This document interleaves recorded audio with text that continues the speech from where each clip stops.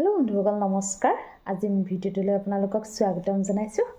আহকচোন আজি আকৌ মই কিছু ধুনীয়া পইণ্ট আপোনালোকলৈ লৈ আহিছো।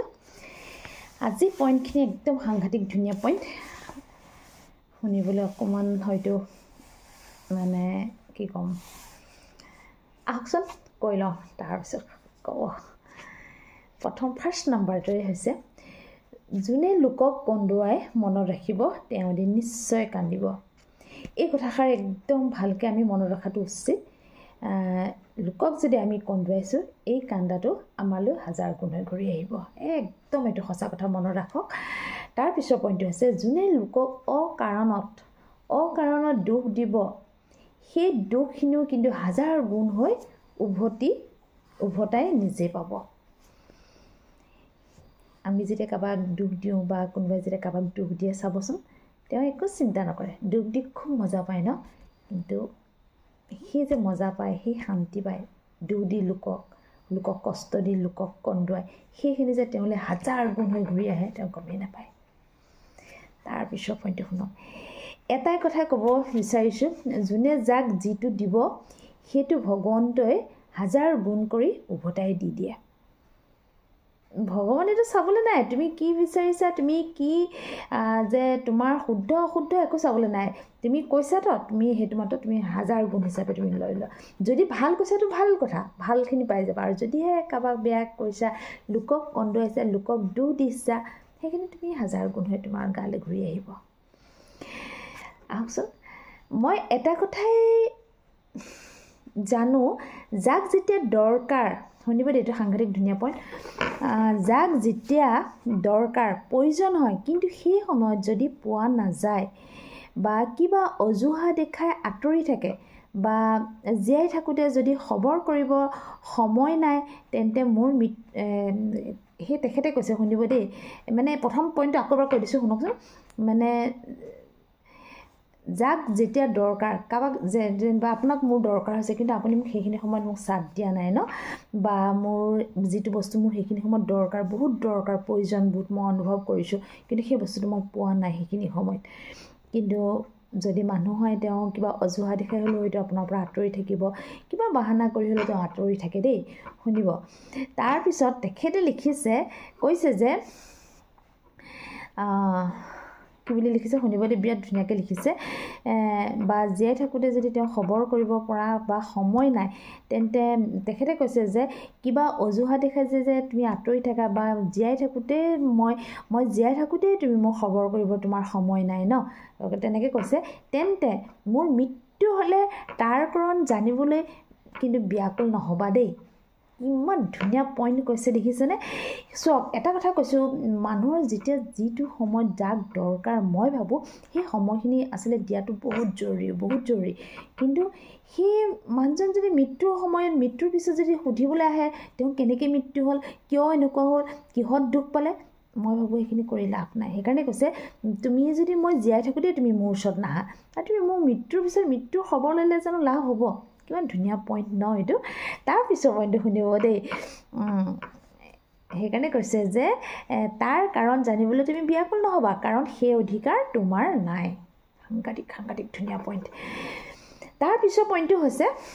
বেয়া সময়বোৰ পাৰ হৈ যোৱাৰ পিছত কিন্তু সঁচাকৈ মনত নাথাকে দেই মানুহৰ। এইটো আমাৰ একদম সকলোৰে, যেতিয়া বেয়া সময় এটা আহে নহয়, বহুত কষ্ট হ'ল, কিন্তু সেই বেয়া সময়টো যেতিয়া আকৌ পাৰ হৈ ভাল সময় আহি যায়, আমি বেয়া সময়টো পাহৰি যাওঁ ন। কিন্তু নিজৰ প্ৰিয় আপোন মানুহবোৰ যেতিয়া সলনি হৈ যায়, তেতিয়া কিন্তু চিৰদিন মনত থাকে। আপোনাৰ যদি প্ৰিয় মানুহজন যদি আঁতৰি যায়, প্ৰিয় মানুহজন যদি আপোনাৰ সলনি হৈ যায়, আপোন মানুহজন যদি সলনি হৈ যায়, কিন্তু সেই কথাষাৰ আপুনি কেতিয়াও নাপাহৰে। গোটেই জীৱনভৰ আপুনি মৃত্যু নোহোৱা পৰ্যন্ত আপোনাৰ সেই কথাষাৰ মনত থাকিব। তাৰপিছৰ খণ্ডটো শুনিব দেই। ভালৰ সময়ত বহুতকে কাষত পাব, কিন্তু বেয়াৰ সময়ত এজনকো কাষত নাপাব। কিন্তু যোনবোৰ তোমাৰ বেয়াৰ সময়ত তোমাক হাত পাতি ধৰে, তোমাৰ লগত থাকে, তেনেলোকক কিন্তু তুমিও কেতিয়াও পাহৰি নাযাবা। এইটো একদম সঁচা কথা মনত ৰাখিব। সুখৰ সময়ত বহুত লগ পাব কিন্তু দুখৰ সময়ত আপোনাৰ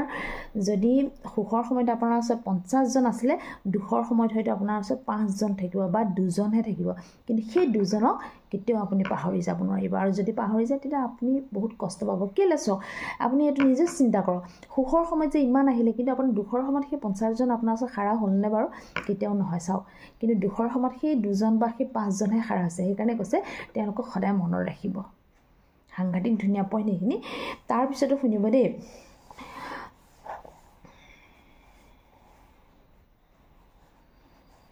বেয়া সময়ত বন্ধুবোৰে আচল বন্ধু দেই বেয়া সময়ত যোন বন্ধু থাকে তোমাৰ ওচৰত সেইজনে আচল বন্ধু মনত ৰাখিব যেতিয়া আমাৰ বহুত পিয়াহ লাগে সাংঘাতিক এটা ধুনীয়া পইণ্ট শুনিব দেই আমাৰ যেতিয়া বহুত পিয়াহ লাগে বহুত পানী খাবলৈ মন যায় ন তেতিয়া কিন্তু আমি পানী খাই দিওঁ আৰু পানী খোৱাৰ পিছত যেতিয়া আমাৰ বোলে মই পানী খালোঁ অথনিও পিয়াহ লাগিছে আকৌ এবাৰ খাই লওঁচোন তেতিয়া কিন্তু আপোনাৰ পানী খাবলৈ মন নাযায় কেলে আপুনি যেতিয়া পিয়াহ লাগি আছিল আপুনি তেতিয়া খাই দিলে আৰু পিছত যেন আপোনাক খাবলৈ মন যাব জানো কেতিয়াও নাযায় তেতিয়া শুনিব দেই ঠিক তেনেদৰে স্বাৰ্থ আদায় হোৱাৰ পিছত মানুহে আপোনাক ভাল নোপোৱা হৈ যায় আৰু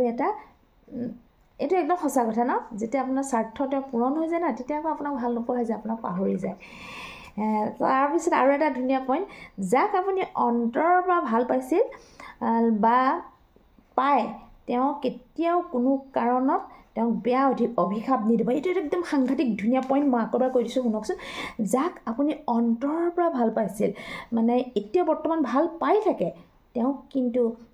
কিবা কাৰণত তেওঁৰ পৰা যদি আপুনি আঁতৰি থাকিবলগীয়া হৈছে কিবা কাৰণত আপুনি তেওঁক হয়তো লগ দিব পৰা নাই বা কিবা কাৰণত আপুনি তেওঁক চাথ দিব পৰা নাই বা আঁতৰি আছে কিন্তু এটা কথা মনত ৰাখিব বা কিবা কাৰণত লগত তেওঁ আপোনাৰ যোগাযোগ হ'ব পৰা নাই কিন্তু মনত ৰাখিব তেওঁক কেতিয়াও অভিশাপ নিদিব তেওঁ কেতিয়াও বেয়া নকৰিব মানে বেয়াকৈ নিদিব যদি চাওক দে এটা কথা মই কৈ আছোঁ বাৰে বাৰে যিমান আপুনি লোকক বেয়াটো চিন্তা কৰিব বেয়াকৈ ক'ব সেইখিনি কিন্তু 10 গুণ 1000 গুণ হৈ ৰিটাৰ্ণ হৈ ঘূৰি আহিব বিশেষকৈ আৰু এটা মই সেইটো ধুনীয়া পইণ্ট যাক আপুনি সঁচা অন্তৰৰ পৰা ভাল পায় যাক আপুনি বহুত মৰম কৰে কিবা কাৰণত আপুনি তেওঁক পোৱা নাই কিন্তু সেই বুলি যে নাপালে বুলি যে তেওঁক আপুনি বেয়া দিব সেইটো কথা নহয় কেতিয়াও নিদিব তেওঁক আপুনি উল্টা গুড ভাইব্ৰেশ্যন দিয়ক শুভ ভাৱনা দিয়ক ব্লেছিং দিয়ক এইখিনি কৰিলে তাৰ 1000 গুণ ৰিটাৰ্ণ আপুনিও পাব আৰু শুনিব দেই আমি পাৰফেক্ট নহ'লেও আৰু এটা ধুনীয়া পইণ্ট আমি পাৰফেক্ট নহ'লেও বিশ্বাসযোগ্য হোৱাৰ খুবেই প্ৰয়োজন সাংঘাতিক ধুনীয়া পইণ্ট আকৌ এবাৰ কৈছোঁ আমি পাৰফেক্ট নহ'লেও বিশ্বাসযোগ্য হোৱাৰ খুবেই প্ৰয়োজন যিসকল লোকে নিজতকৈ বেছি আনৰ কেয়াৰ কৰে তেনেলোকে বোলে সচৰাচৰ অকলশৰীয়া হোৱা দেখা পোৱা যায় এইটো একদম সঁচা কথা ন যিসকল লোকে আকৌ এবাৰ কৈছোঁ যিসকল লোকে আনতকৈ বেছি যিসকল লোকে নিজতকৈ বেছি আনক কেয়াৰ কৰে আনক মানে কি ক'ম আনক সহায় কৰে আনক চায় হয়নে তেনে লোকসকল সচৰাচৰ শেষত মানে অকলশৰীয়া হোৱা দেখা যায় অকলশৰীয়া হৈ পৰে তেনে লোক এইখিনি আছিলে আজি মোৰ পইণ্ট ইয়াৰ পইণ্ট কিছুমান বহুত ধুনীয়া পইণ্ট আপোনাক মই আৰু এটা পইণ্ট কৈ দিছোঁ অথনি এই পইণ্টটো অকণমান মানে এটা হৈ গৈছিলে কৈছিলে শুনিবচোন আকৌ এবাৰ কৈ দিছোঁ ইয়াত এটা কথা কৈছিলে এই পইণ্টটোত মই এটা কথাই জানো যাক যেতিয়া দৰকাৰ প্ৰয়োজন হয় কিন্তু সেই সময়ত যদি পোৱা নাযায় বা কিবা অজুহাত দেখাই আঁতৰি থাকে চাব দেই কিছুমান অজুহাত দেখাই আঁতৰি থাকে ন তেতিয়া যাৰ পৰা আঁতৰি থাকে তেখেতে তেতিয়া কৈছে যে জীয়াই থাকোঁতেই যদি তুমি খবৰ কৰিবলৈ মোক তোমাৰ সময় নাই তেন্তে মোৰ মৃত্যু হ'লে তাৰ কাৰণ জানিবলৈ কিয় ব্যাকুল হোৱা সুধিছে কিয় ব্যাকুল হ'বা কাৰণ সেই অধিকাৰকণ আছিলে তোমাৰ নায়েই তেওঁ অলৰেডি কিমান মানে এটা কৈছে ন তুমি মই জীয়াই থাকোঁতে তুমি মোক সহায় এই যে কিছুমান এইখিনিতে এটা কৈ দিব বিচাৰিছোঁ কিছুমান মাকবিলাকে যেতিয়া সন্তানটো ডাঙৰ দীঘল কৰে লাষ্টত যে কি কৰে ল'ৰা ছোৱালীয়ে কিন্তু